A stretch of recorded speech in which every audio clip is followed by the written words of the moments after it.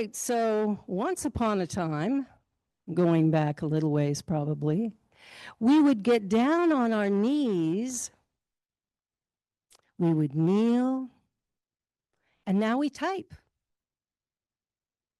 In 2025, the new prayer is a prompt, and the new oracle is not sitting on a mountaintop. It's glowing on a screen 24/7. Fluent, patient, polite. A machine trained to sound wise, and we call it ChatGPT. ChatGPT runs our lives, writes our letters, changes the energy. But it used to be that we would connect with the beloved. We would take time to chat with the divine. I need to hold this. We would do something to allow ourselves to hope for something really great to happen. Isn't that what we did before? We'd get down on our knees and we would beg, please God, please God, please God, come help me. Well, here we teach something a little bit different, and what we teach is that there is a power in the universe that is infinite. Infinite. Infinite means that we're all in it. It's not in us, it's not around us, it is us. So we begin to change the narrative. If God is all there is, if spirit, love, harmony, joy, grace, Fred, whatever you want to call it, if that energy is available as us, why the devil are we playing small? ChatGPT has got nothing on Chat God. So I want to tell you a story after I wipe my wet face. Please excuse me for that. We're looking for some information. I think people today are looking for some connection and yet staying home. We're looking for friendship. We're staying home. We're looking for connection and community, and we're staying home. Do you see that that could be a problem? Now, we can be online on ChatGPT, and we can write all kinds of amazing things. We can create all kinds of remarkable ideas and really work that. And we can go on Zoom and we can collect on Zoom, all of us. And as we're chit-chatting or looking at each other on the camera, that's community. But what if community was a big bear hug? What if community was standing side by side and looking each other's eyes and actually noticing the beauty and the wonder and the magnificence of each of us? Imagine being able to stand in this room and sing and dance with us. So I invite you to come and join us. So when you're looking at what to do, you know, we've gotten used to our computers. We've gotten used to Zoom, YouTube, X? Is that what Twitter's called now? Facebook, YouTube. I think I already said that. Instagram, that's the one I was looking for. So I want to invite you to do something different. When you feel called to get online and really take a look at all this stuff, go out for a walk and talk to your neighbors. Take a pause. Take a pause to just breathe. Breathe into that chat G-O-D and watch what happens as we connect with the essence of who we truly are. You know, we're living in a time when a question is a keystroke away from an answer. But when we talk to God, sometimes it takes a little longer, doesn't it? But here we don't ask God for help or support. What we know is God is being us, and I am that which it is, so I am an individualized expression of it, so I am actually some part of this incredible creative process. So if God is all powerful, I am powerful. If it's everywhere present, which is what we teach, it's what every religion teaches actually, is God is everywhere present. If it's everywhere present, doesn't that suggest it's right where you are? In fact, it is you. Yeah. Yeah. It's not something that we need to beg and plead with, because that'd be begging and pleading with ourselves. And what would be the point of that? There's no point to that. So what we want to do is we're looking for information and we're longing for something more. And when I look around, I heard a report that last year in the US, loneliness was at epidemic proportions. Now, COVID started this, but that was 5 years ago. And yes, COVID's still around. But we're no longer dropping dead from it. We're no longer, struggling to figure out how to get past it, or not everybody's even masking up anymore. Few people do, but not everybody. We're pretty good. It's time for us to open our minds and hearts, to get off of the computer and get into the room, get into the space where we can be together. This morning, as I look around this room and see these beautiful faces, some that I have not seen in a very long time, and others that I've seen recently, I gotta say, I'm really happy to be here. And the hugs that I received at the beginning were like totally great. So let's sort of compare ChatGPT to ChatGOD. So ChatGPT is impressive. We know that. Man, it can do all kinds of things. It can sound wise, it can sound poetic, it can even sound like you. But let's be honest, it doesn't know anything. It doesn't feel anything, and it doesn't care about anything. It's a mirror reflecting what you've already said, a librarian without a heartbeat, a voice without a soul. Helpful? Absolutely. Spiritual? Not even close. Okay, so let's look at ChatGOD. Let's talk about a different conversation.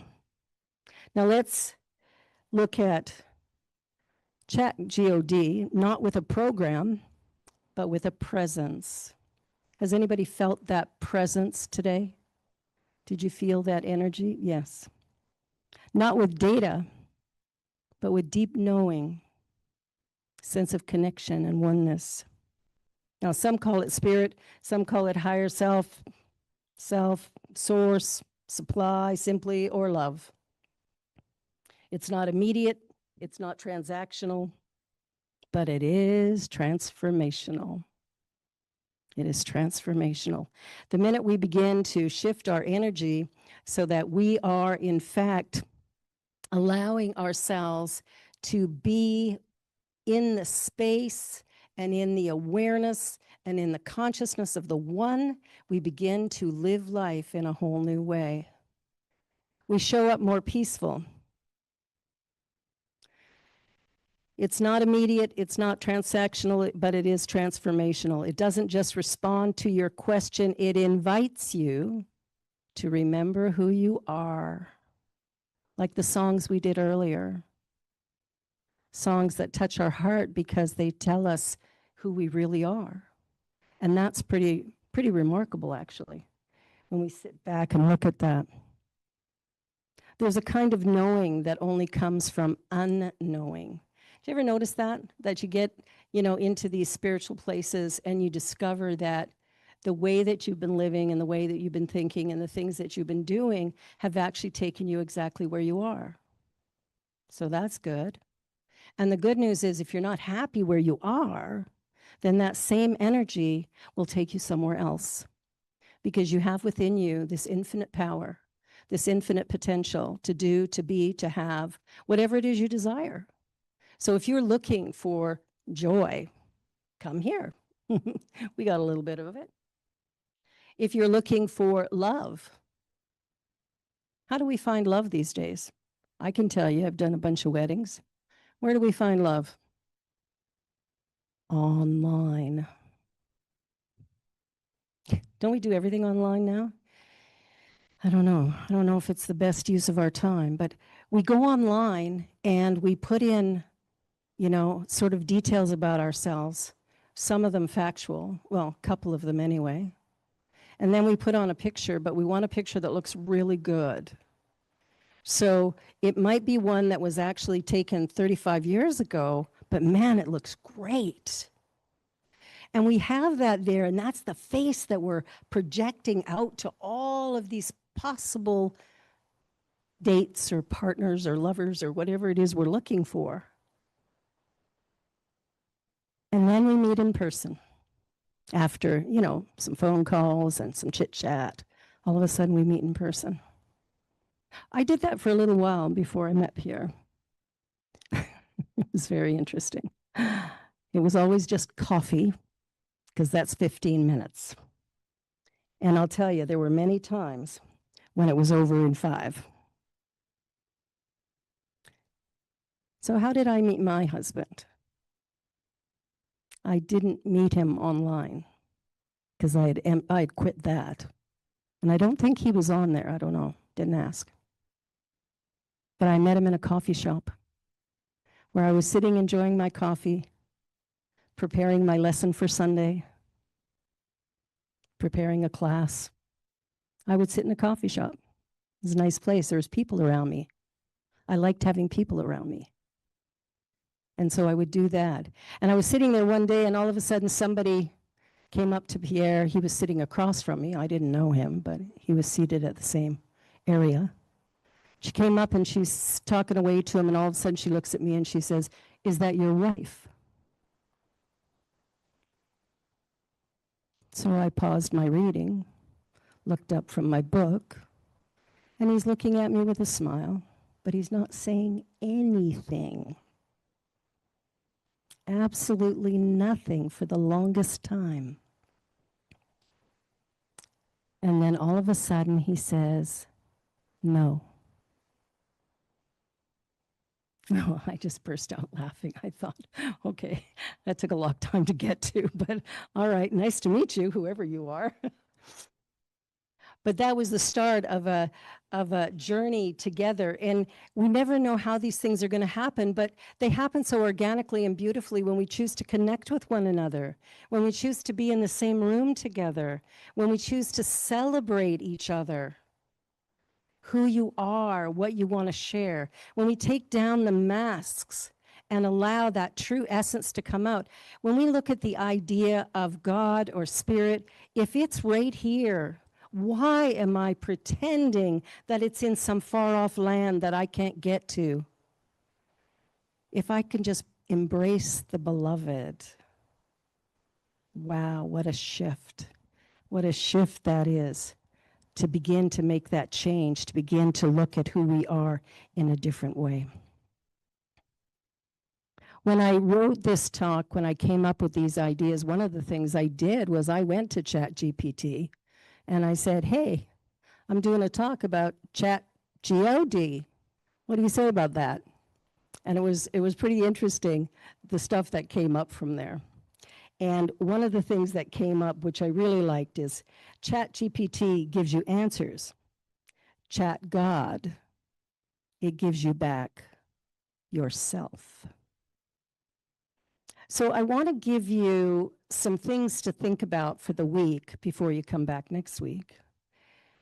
And what I want you to think about is, where are you in relationship to your own divinity? And the way you can figure that out is, number one, just look around you. And if everything's in chaos, well, then it's time to take some time in silence. Have you ever noticed how we don't like to be in silence? The minute there's a silence, we want to fill it.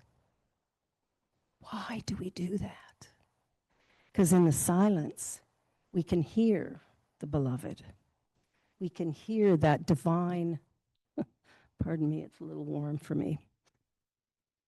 We connect with the divine in that moment.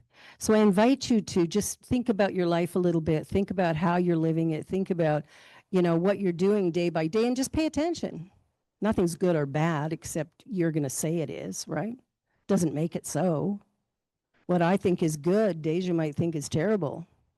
What I think is great, Wim might go, "Ugh, are you kidding me?"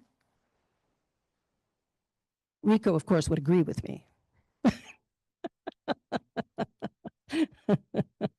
But whatever we're doing in life, whatever's going on, we have an opportunity to show up as our best self.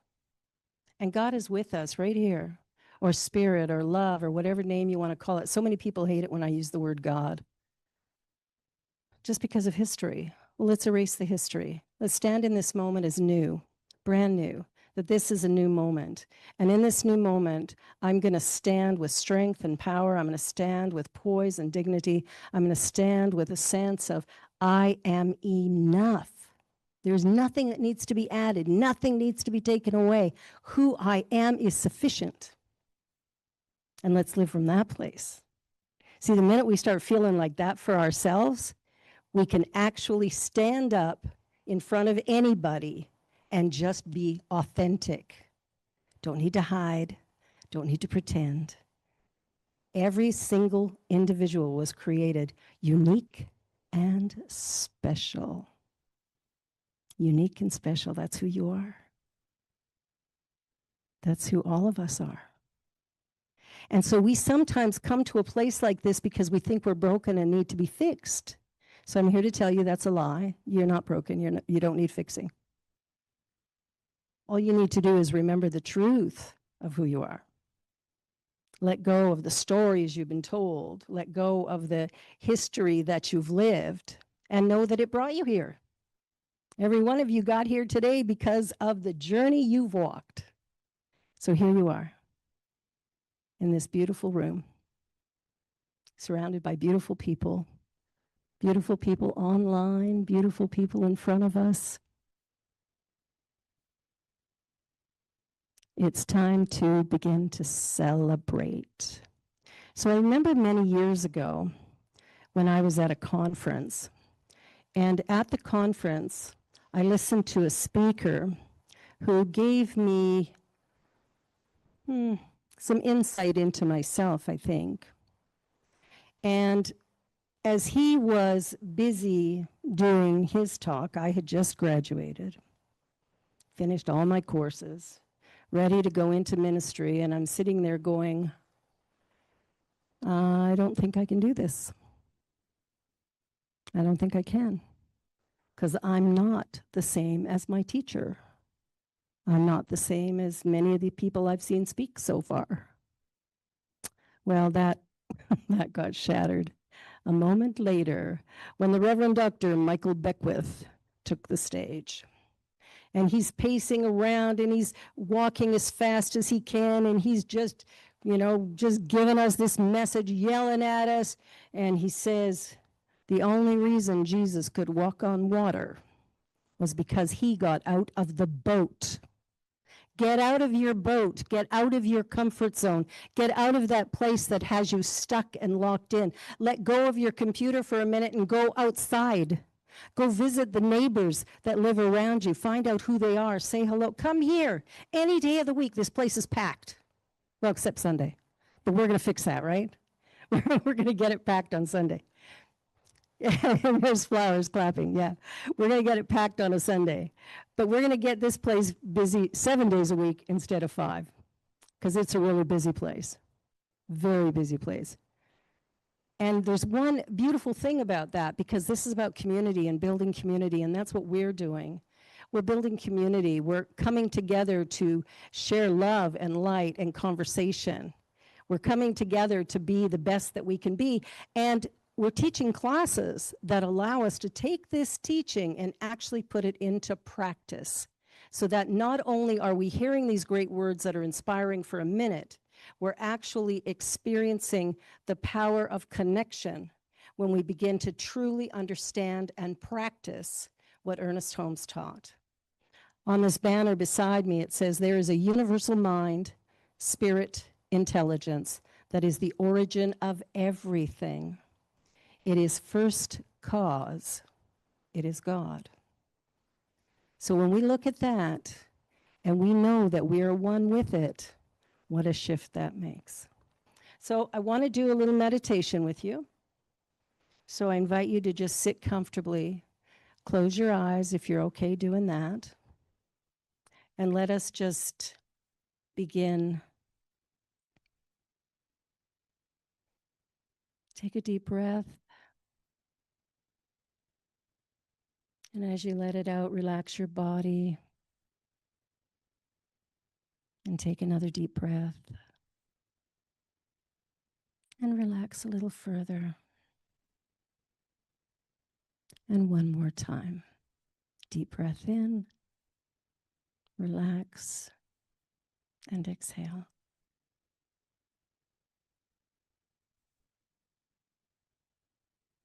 And as you relax into this moment, I know the power and the presence of the One is being you. No separation, no difference.